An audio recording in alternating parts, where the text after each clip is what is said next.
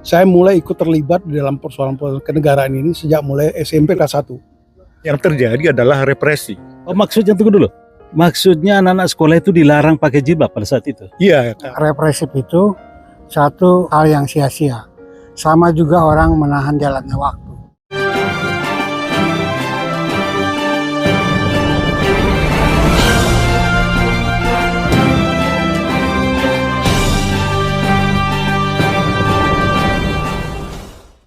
Bismillahirrahmanirrahim. Assalamualaikum warahmatullahi wabarakatuh. Waalaikumsalam warahmatullahi wabarakatuh.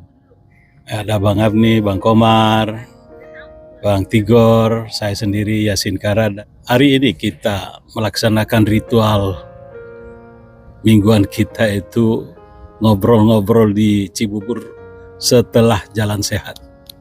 Jalan sehat memang hanya 1 jam sampai 2 jam.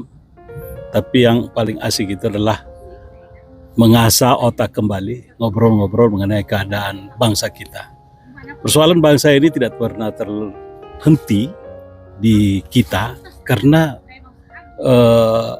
dari waktu ke waktu kita menginginkan keadaan menjadi lebih baik. Saya kira kali ini yang paling menarik untuk kita bicarakan adalah mengenai pergerakan masyarakat dari waktu ke waktu. Masyarakat ini ada mahasiswa, ada pemuda, ada kalangan organisasi sosial yang melakukan pergerakan diakibatkan karena melihat keadaan yang barangkali tidak pas pada saat itu, pada zamannya. Nah, di sini ada Bang Abni. Bang Abni ini sudah bergerak melawan pemerintahan atau keberingasan penyelenggara negara di tahun 65, ya Bang Abni? Mungkin 65-66. demikian Bang Tigor, kemudian Bang Komar, yang semuanya mengalami. Saya pun mengalami pada saat itu, tahun-tahun 78, dan banyak cerita-cerita unik dan memiliki kehikmah yang luar biasa. Silakan Bang Abni. Ya, memang seperti yang dikatakan oleh Yasin, bahwa memang ciri anak muda itu adalah selalu kritis terhadap keadaan. Itulah pemuda yang bertanggung jawab kepada bangsanya.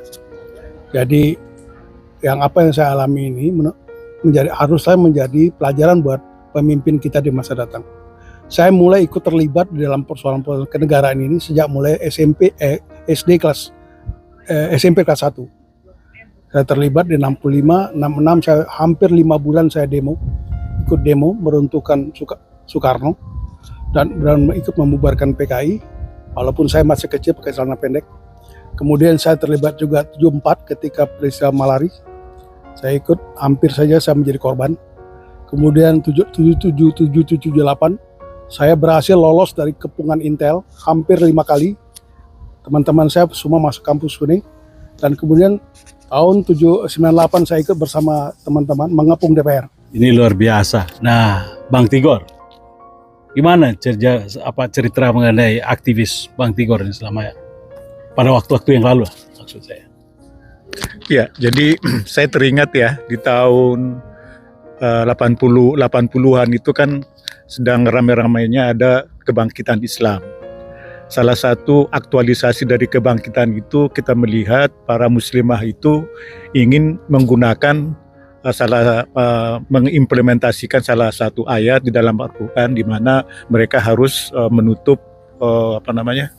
memakai jilbab ya, dan menutup aurat sesuai dengan perintah Al-Quran. Ya, dan pada saat itu sebetulnya di sekolah itulah tidak dikenal, jadi kecuali di sekolah-sekolah Islam. Nah, timbul masalah karena di sekolah negeri ada juga para perempuan ini ingin melaksanakan perintah agama itu, tapi terbentur terhadap aturan-aturan sekolah. Yang terjadi adalah represi. Jadi bukan merubah peraturan, tapi seolah-olah disuruh menyadarkan anak itu supaya karena dia harus bertanggung jawab, sudah tanda tangan kesepakatan ya. Jadi tidak melihat substansinya. Nah, itu sebetulnya bisa kita belajar dari situ. Oh, maksudnya tunggu dulu. Maksudnya anak-anak sekolah itu dilarang pakai jilbab pada saat itu? Iya, karena pada saat itu dilarang dan dia telah menandatangani semacam kesepakatan bahwa kalau masuk sekolah negeri itu ya harus memakai seragam yang sudah ditentukan, Tidak boleh pakai jilbab. tidak boleh pakai Oh. jilbab. Nah, jadi sebetulnya kalau kita lihat dari kasus itu, kalau kita lihat sekarang apa yang kita perjuangkan tahun 80-an itu kan kita seperti melawan represi karena kita dianggap orang yang salah gitu, orang yang salah. Padahal kalau kita lihat sekarang tahun 2024 ini kan menjadi suatu kebanggaan bangsa, ya. Aha. Kebanggaan bangsa di mana umat Islam secara secara baik ya, Moderat. dan modern ya. Jadi kalau Modern. misalnya kita lihat perempuan Indonesia itu pakai jilbab itu tambah cantik, anggun, Oh. tata warnanya bagus, harmonis. Nah, itu di tahun 80-an itu adalah perbuatan yang tercela. Menakutkan. Nah, sangat menakutkan. Nah, itulah saya pikir itu belajar dari situ, contoh dari situ bahwa represi yang pada saat itu ada menyalahkan kita, ternyata beberapa puluh tahun kemudian itu adalah suatu pandangan yang sangat visioner. Dan kita kan sekarang bangga kalau melihat perempuan-perempuan berjilbab itu malah bukan hanya sekedar sekolah-sekolah agama, tapi sudah merasuk ke semua bidang. Tidak lagi bisa membedakan bahwa dia hanya sekolah Islam. Jadi yang terjadi adalah nilai estetik kita itu berkembang, bahwa partisipasi etika dalam kehidupan berbangsa itu menjadi lebih baik. Setelah itu, yang pada waktu lalu kemauan berpartisipasi seperti ini justru direpresi dan karena dianggap salah. Nah, Bang Komar ini ada pengalaman juga, pasti banyak ini pengalaman Bang Komar. Ya, saya kan waktu itu kan ketua Batko HMI Jawa Barat ya, tahun 81-83. Apa yang Bang Tigor katakan tadi tentang pelarangan jilbab di SMA, saya alami. Dan tidak sampai di situ, Bang Yasin. Karena kemudian muncullah gerakan intelijen, yaitu munculnya peristiwa Imron di Bandung. Di Bandung itu kan Imron meluluhlantahkan seperti menjatuhkan cerita orang berjilbab. Orang Islam dijatuhkan sama dia. Misalnya, orang harus celananya harus di atas mata kaki, jidat harus hitam, dan kemudian orang-orang pakai jilbab hitam. Lalu terjadi sentimen negatif terhadap umat orang Islam. berjilbab. Itu dilakukan. Jadi bukan hanya represif dalam hal peraturan, tetapi juga gerakan intelijen. Oh, jadi tunggu dulu. Jadi menurut Bang Komar, ini nampaknya itu Islamofobia itu memiliki akar histori yang sesungguhnya dibangun ya. Ya, itu operasi intelijen. Karena begini, pada satu saat Imron itu bercerita, karena kan saya juga sempat ikut usroh dia kan. Saya punya orang-orang di lingkar pertama dia kan. Bercerita seperti itu, bahwa Imron itu dekat dengan seorang tokoh intelijen lah waktu itu ya. Oh. Dan dia ini unik, hilangnya. Dia nggak ketahuan. Jadi pada waktu itu orang yang ada dekat dengan saya mendapat info dari istrinya Imron.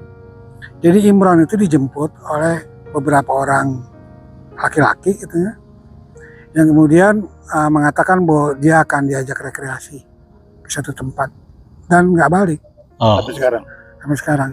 Dan Ya. Imron itu kan seorang yang tukang arloji di Medan kalau nggak salah, tukang jam tangan di Medan. Kemudian tiba-tiba menjadi imam dan diikuti oleh banyak orang yang ada berbagai kasus kan, kasus pembajakan itu dan seterusnya.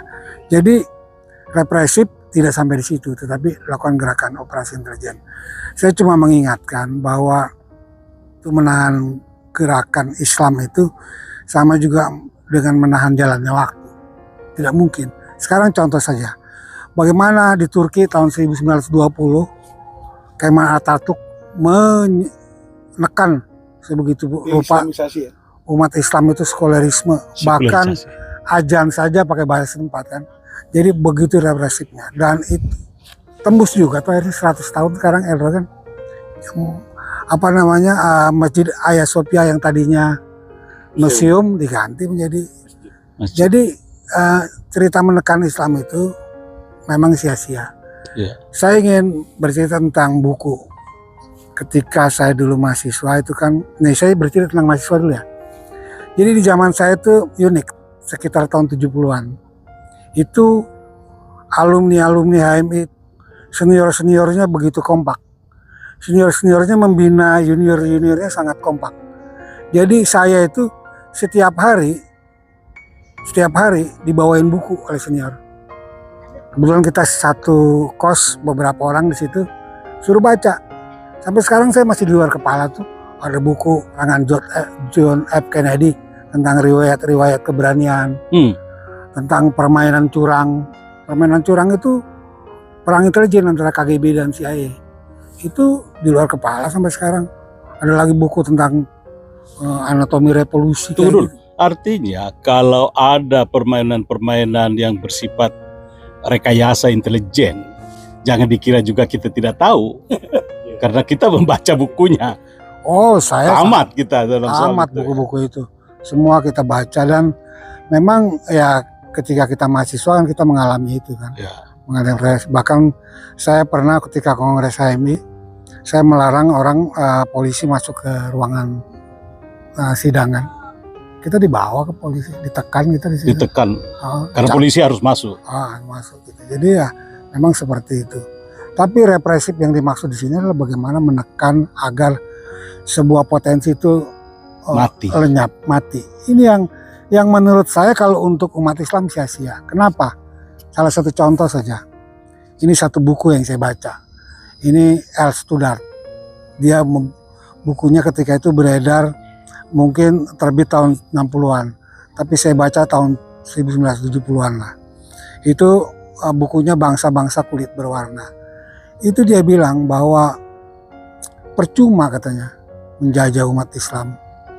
Toh nanti apa yang kita bangun, apa yang kita bina, nanti akan dimiliki juga oleh mereka. Ya betul. Dan itu kan betul terjadi kan. Ketika kemerdekaan kan itu jalan rel kereta siapa yang pakai? Kita kan. Kalau nggak ada rel kereta Belanda kita nggak punya itu. Ya kan. Jadi seperti itu. Jadi Bang Komar, memang banyak sekali contoh-contoh yang menarik. Ya, Uni Soviet itu mengakuisisi sejumlah negara Islam di pinggiran selatan Uni Soviet, Rusia. Lalu kemudian begitu lepasnya menjadi Islam banget, kan? Dan itu artinya tidak pudar diakibatkan itu. Jadi karena kenapa? Ini ada nilai di dalamnya sehingga negeri ini kalau ingin menjadi negeri yang mengalami akselerasi yang bagus, maka justru respect terhadap setiap partisipasi dari umat Islam atau umat-umat lainnya juga untuk memperbaiki bangsanya. Jangan lalu kemudian represif, karena ujungnya kita main-main di lapangan. Ini banyak cerita-cerita yang lucu-lucu nih. Misalnya begini, tahun 79 setelah demonstrasi besar di seluruh Indonesia termasuk di Makassar, kami jalan ke sini. Lalu kemudian rupanya teman saya ini satu diuber oleh intelijen, ingin ditangkap. Kami berubah nama semuanya, kami tidur di asrama tentara. Lalu kemudian si intelijennya datang mencari nama itu, tidak bisa ditangkap. Lalu kemudian lolos pulang, bahkan main pingpong sama-sama. Nah Bang Afni ini cerita-cerita lucu-lucunya nih, supaya tahu bahwa represi yang dilakukan itu hampir-hampir tidak bermanfaat, bahkan membuang-buang waktu saja. Pada akhirnya kita ikut. Jilbab hari ini menjadi suatu kenyataan, Udah kultur. hidup sama-sama, menjadi kultur. Banyak macam nantinya. Dan kita tunjukkan bahwa sebenarnya itu lalu kemudian menjadi permainan aja di lapangan itu. Memang ada lucunya dan memang saya sendiri sekarang heran. Kok saya bisa seperti itu? Padahal saya nggak pernah belajar intelijen.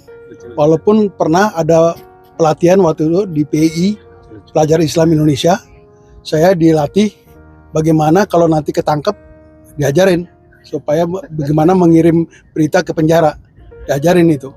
Nah itu saya gunakan di tahun 65, 66, 66. Dan sampai sekarang pun saya baca bukunya Hendro Priyono tentang filsafat intelijen. Saya jadi suka jadinya. Pengalaman saya waktu itu yang pertama kali saya pagi-pagi di tahun 7778 saya nginep di rumah teman saya. Rupanya kami berdua sudah dikepung. Saya nggak tahu, tapi saya nasib mujur pagi-pagi sudah berangkat dari tempat kos itu dan akhirnya teman saya ketangkap masuk kampus Kuning. Sudah itu saya juga pernah lari di rumah seorang teman saya. Saya nggak tahu bahwa pamannya itu intel. Jadi dia datang tiba-tiba ke rumah itu, minta mau habis nangkap Dipo Alam dan Lukman Hakim, ketua Dewan Mahasiswa UI. Dan saya kaget karena tiba-tiba ada 2 mobil Land Rover, nomor polisinya ZR, itu biasa kode intel. Dan saya kaget, akhirnya saya terdiam. Waktu itu padahal sedang sembunyi di rumah itu. Rumah itu. Jadi saya agak gemetar juga. Dan akhirnya rupanya si Om itu mau makan, lapar dia katanya habis nangkep itu. Dan kemudian dia bilang ada 1 orang yang belum ketangkep ini. Teman saya tanya, siapa Om? Itu yang namanya Afni Ahmad, kamu kenal? Enggak katanya. Wah, waktu ketika dia bilang itu kaki saya dingin. Enggak bisa ngomong, tapi saya pura-pura tenang aja. Lalu dia tanya, dari kampus mana? Teman saya tanya, ISTN. Susah betul anak satu ini ditangkap katanya. Udah, akhirnya saya pura-pura, saya bilang sakit perut, Om, saya mau permisi, saya mau ke WC. Sebenarnya saya mau untuk menutupi kegemetaran saya, tapi saya dengar pembicaraan hari dia pulang. Dan dari itu saya kemudian agak marah saya sama teman saya. Kenapa? You nggak bilang bahwa paman you intel? Wah, gue lupa katanya. Gue lupa katanya. Yaudah, kita kaburlah saya ke Rawangun. Waktu ada daerah Rawangun, saya nggak tahu lagi sekarang. Itu masuk ke rumah itu jalanannya ketutup ilalang dan nggak ada lampu, nggak ada PLN. Itu berumah cuman lampunya minyak tanah. Sebulan saya di situ. Baru akhirnya setelah keadaan tenang saya keluar. 5 kali kalau nggak salah saya, termasuk saya nonton di Megaria, saya udah bosen lari kemana-mana, saya ingin nonton. Nah, saya merasa diikuti. Kenapa itu? Ya karena saya hobi baca-baca buku tentara dan buku intelijen.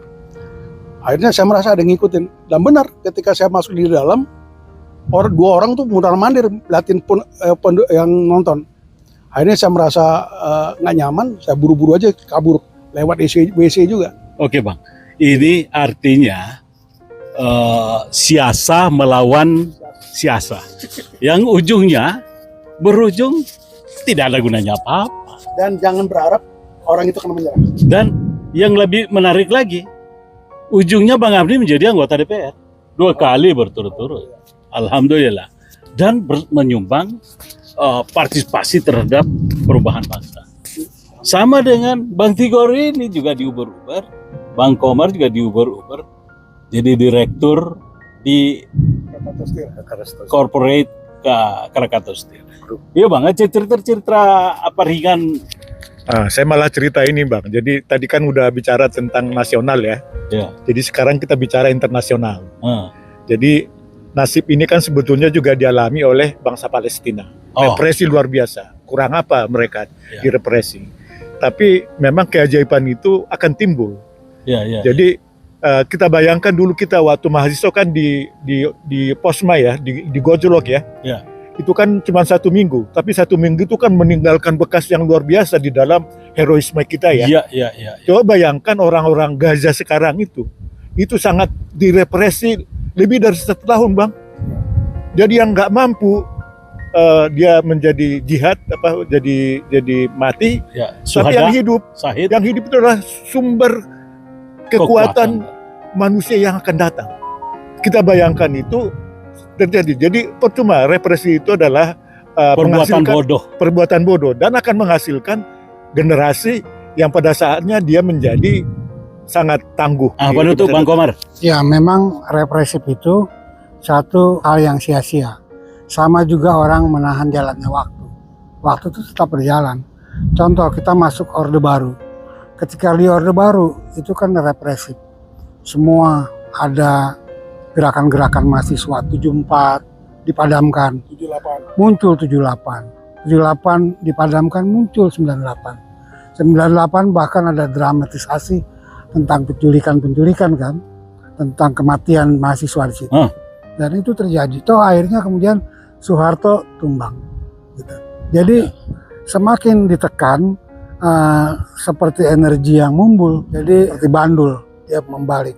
Jadi seperti itu. Jadi memang percuma untuk melakukan represif karena pada akhirnya justru yang terjadi adalah sesuatu yang tidak diinginkan terjadi. Oke Bang.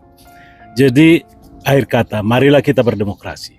Demokrasi itu esensinya adalah hadirnya partisipasi optimal dari masyarakat. Semua partisipasi masyarakat kita hormati, kita berikan nilai positif sehingga kita hidup berakselerasi secara optimal menjadi bangsa yang kreatif, yang lebih maju, produktif dari waktu ke waktu. Assalamualaikum warahmatullahi wabarakatuh. Waalaikumsalam.